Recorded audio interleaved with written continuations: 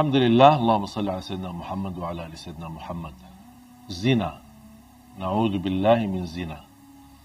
Zina ini termasuk dosa besar. Zina ini bergaulan seorang lelaki dengan wanita yang bukan muhrimnya. Lebih besar lagi kalau wanita ini muhrimnya. Na'udzubillah min dzalik. Wanita ada hubungan keluarga maupun tidak ada hubungan keluarga belum dihalalkan melalui akad nikah, ijab kabul, berarti hubungan mereka itu zina. Allah Subhanahu wa taala ketika di dalam Al-Quran melarang zina ini, Allah tidak berfirman jangan berzina, tetapi Allah berfirman wala taqrabuz zina, jangan mendekati zina. Karena orang berzina tidak akan mungkin begitu saja langsung jatuh kepada zina. Pasti ada proses awal yang membuat hati kita cenderung kepada zina. Pandangan mata, telinga mendengar, lidah berbicara. Sekarang berbicara lidah kita diwakili oleh WhatsApp. Chat bersama seorang wanita, mungkin ketemu di sosial media, boleh enggak kenalan? Boleh. Ya di situlah mulai langkah awal daripada zina. Satu kalimat, ini balas, ini kirim, ini balas. Sebentar lagi ada gambar, sebentar lagi ada love, ada sebentar ini ucapan, saya tidak bisa tidur, merindukanmu, kangen samamu, di situlah. Ini langkah-langkah seperti ini. Mungkin dianggap remeh, kecil. Cuman buang waktu. Cuman chat. Saya tidak ada niat apa-apa. Di situ yang dilarang oleh Allah. Jangan mendekati zina. Nadratun, fabtisamatun, famaw'idun, faliqa'un, fazina. Ini prosesnya. Nadratun, pandangan. Senyum. Ya, pas habis pandangan, apa? Senyum kan? Kalau sama-sama suka, pasti senyum. Kalau tidak suka, tak mungkin diperhatikan. Tapi ini yang bahaya di sini. Wal ainu tazni wa zinaha an-nadhar. Sebagaimana bersabda Rasulullah, pandangan mata berzina. Mata berzina dan zinanya mata adalah mempandangi sesuatu yang haram. Nadratun fabtisamatun. Langkah awal melihat. Pandangannya menarik. Tertarik, bahkan ada yang sampai melihat terus ikutin. Cantiknya luar biasa. Di situ sudah mulai bahaya. Habis nadratun, muncul langkah yang kedua. Kalau sudah suka gara-gara pandangan, pasti akan senyum. Pasti akan senyum. Fabtisamatun. Habis senyum, mulai berbicara. Ya, boleh enggak kenalan? Ini nomor saya. Nama saya. Nama kamu? Kamu kerja di mana? Mulai ngobrol. Awal-awalnya umum. Sedikit demi sedikit, kalau sudah akraban, baru kita. Awal-awalnya katanya ta'aruf.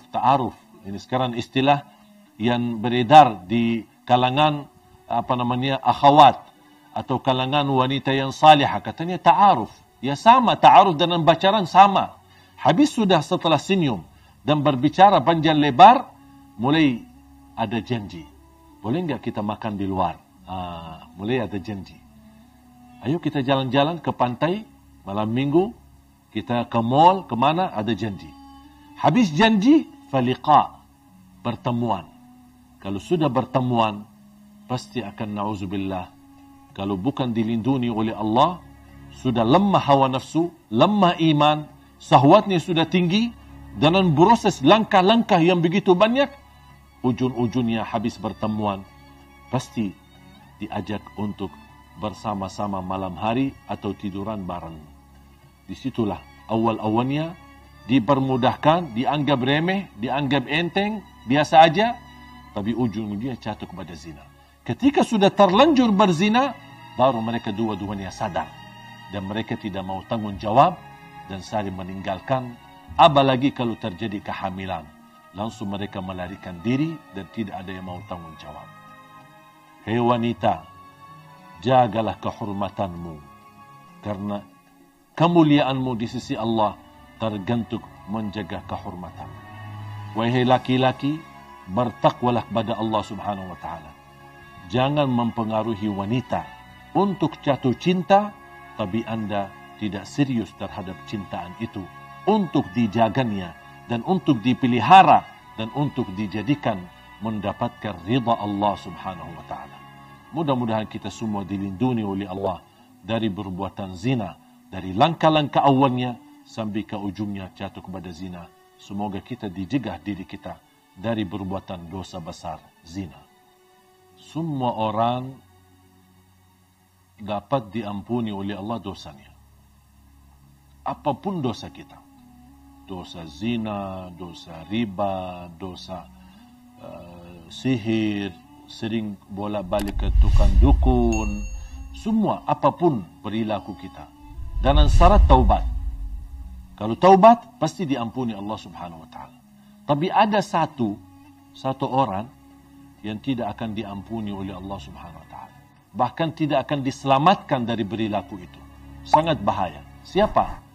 Yang terang-terangan menceritakan berzinahan atau kebanggaan terhadap kemaksiatannya kepada Allah Subhanahu wa taala. Sekarang na'udzubillah, semestinya kalau kita sebagai manusia jatuh dalam perbuatan maksiat, apapun maksiat itu, seharusnya kita berusaha menyembunyikan, rahasiakan. Pertama, karena malu sama Allah. Yang kedua, juga malu sama manusia. Kalau tahu orang kita adalah berbuatan dosa-dosa terus setiap malam atau setiap hari. Tetapi ada orang yang melanggar dan dia membuka hijab sifat malu. Dan tidak ada rasa malu sama sekali. Tidak ada rasa malu sama Allah dan tidak ada rasa malu sama manusia. Dan dia terang-terangan menunjukkan kebanggaannya terhadap perilaku dosa dan maksiatnya. Apalagi kalau perilaku itu tergantung dengan orang lain. Misal dia laki-laki, dia sudah berhasil mempengaruhi seorang wanita sambil berzina. Mungkin dia bisa mengambil fotonya, bisa dia pernah shot videonya, kemudian dia sharekan kepada teman-temannya, aku sudah berhasil menggauli dia. Aku berhasil berhubungan dengan dia dengan cara yang haram. Dia merasa bangga, aku sudah berhasil dapat menjatuhkan 10 wanita. Ada yang merasa bangga, saya bisa lebih banyak daripada kamu. Dan ini sebenarnya, hal ini bukan lucu, tapi justru mendatangkan kemurkaan Allah untuk Anda. Bisa menghadirkan azab yang tidak dapat di sisi Allah ampunan dosa itu. Rasulullah SAW bersabda, Kullu ibnu Adam mu'afa illa al-mujahirun. Semua orang-orang diselamatkan oleh Allah. Diberikan afiat dari perilaku maksiat dan dosa. Kalau ada tanda keseriusan taubat, pasti diampuni Allah dan kembali kepada jalur yang benar. Kecuali kata Rasulullah, illa al-mujahirun. Orang-orang yang suka membuka aib dosanya. Menceritakan kepada orang lain. Bahkan dia shot kepada sosial media terhadap perilaku maksiat dan dosa sehari-harinya. Inilah mereka yang dijamin tidak selamat dan dijamin tidak diampuni, bahkan dijamin tidak akan diterima dan diberikan kemudahan agar dia sadar dan kembali taubat kepada Allah SWT. Hati-hati. Apalagi kalau beredarkan beritanya, menyebarkan berita, tergantung menyakiti orang lain. Itu sangat bahaya. Dan sebagaimana kita berusaha membuka aib orang lain, ingat akan Allah Subhanahu wa taala buka aib diri kita walaupun kita sembunyi di dalam rumah kita sendiri. Wallahu taala.